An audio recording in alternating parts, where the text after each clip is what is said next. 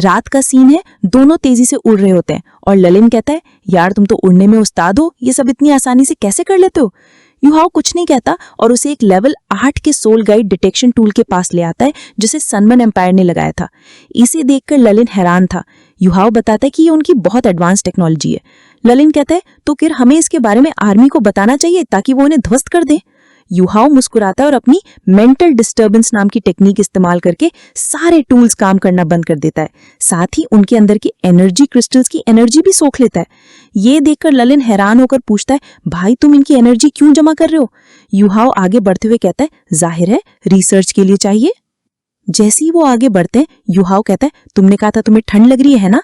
ललिन हाँ कहता है। तभी युहाओ उसे छोड़ देता है। वो तेजी से जमीन की तरफ गिरने लगता है और ललिन की तो हालत ही खराब हो जाती है। वो इतना डर जाता है कि चीखने लगता है। तभी उसकी स्पिरिट और व्हाइट टाइगर एट्रीब्यूट आपस में मिलने लगते हैं और उसका माथा चमकने लगता है। युहाओ ये नोटिस कर लेता है। अचानक ललिन के बालों का कलर बदलकर लाल हो जाता है। युहाओ उसे तेजी से पकड़ लेता है। ललिन कहता है, जरा मेरी हालत तो देखो, ये मजाक बिल्कुल अच्छा नहीं है। युहाओ मुस्कुराकर कहता है, जरा अपने बालों का कलर देखो, वो बदल गए।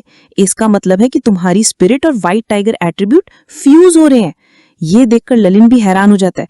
युहाओ आगे बताता है, जिस दिन तुम पूरी तरह से उस ब्लड टाइगर में बदल जाओगे, उसी दिन तुम्हारा एवोल्यूशन पूरा हो जाएगा। ललिन हैरानी से उसकी बातें सुन ही रहा था कि युहाओ उसे फिर से छोड़ देता है। वो फिर से छटपटाने लगता है और युहाओ फिर से उसकी जान बचा लेता है। ललिन कहता है, क्या तुम सच में मेरे भाई हो, मुझे नीचे फेंकने से पहले बता तो सकते थे। युहाओ हंसकर कहता है, अगर बता देता तो वो जो डर का इफेक्ट है वो खत्म हो जाता और फिर उसे दोबारा नीचे गिरा देता है।